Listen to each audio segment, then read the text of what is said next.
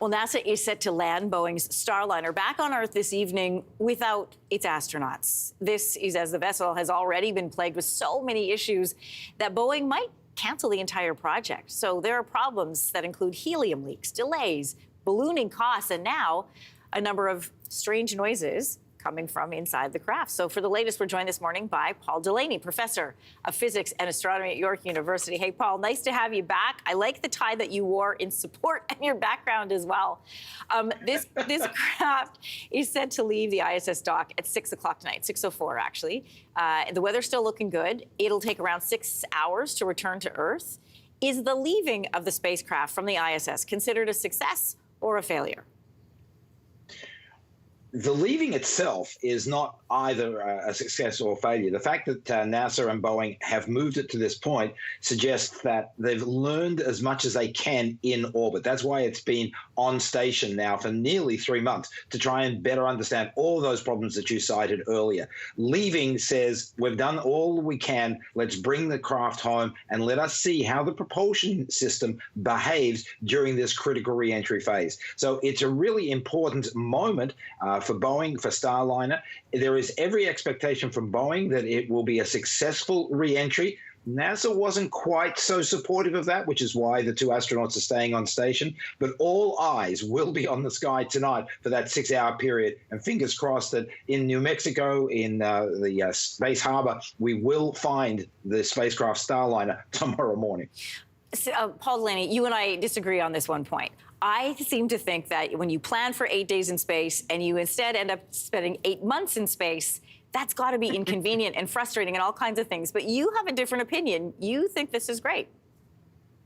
Astronauts love being in space. I mean, you only had to see Sunny's reaction when she entered the ISS on June 6th. It was like it was a birthday party. Christmas had come early as far as she was concerned.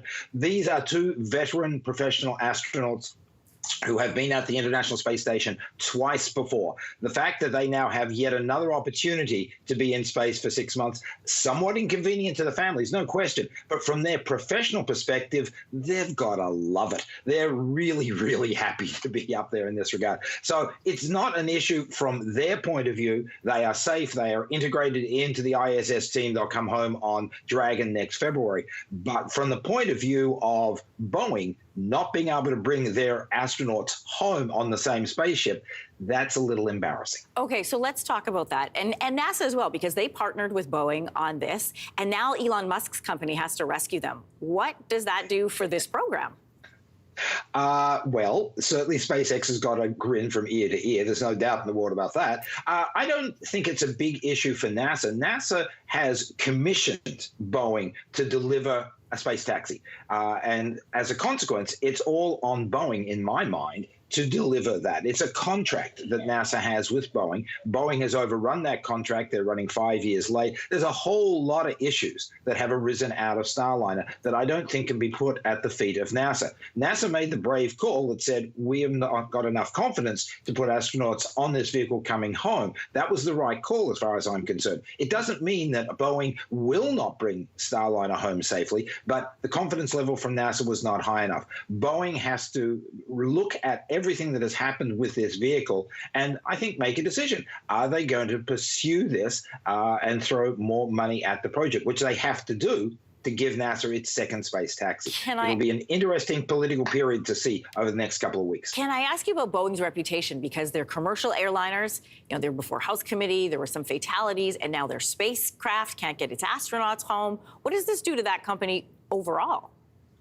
Well, it's got to have an impact on the bottom line. And let's face it, Boeing has been around for many, many decades, and they've done exemplary work as far as aircraft are concerned. And they've been a mainstay as far as space exploration is concerned with their rocket launches over the last 60 years.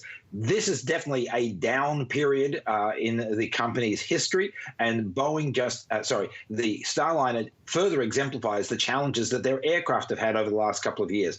I don't know what that solution is, but somebody needs to find it quickly, or Boeing is going to find themselves on the outer in many, many different areas of the world. You know what I've just realized, Paul? I think you're jealous. I think you wish that you were Butch or Sunny and that you were stuck in space for 8 months. Yeah, I thought so. You've got that right. You've got that right. All right, Paul Delaney, thanks for joining us. Have a great weekend. You too. Cheers. Hey, thanks for watching. If you liked this, be sure to subscribe here, or you can check out more Your Morning videos right here.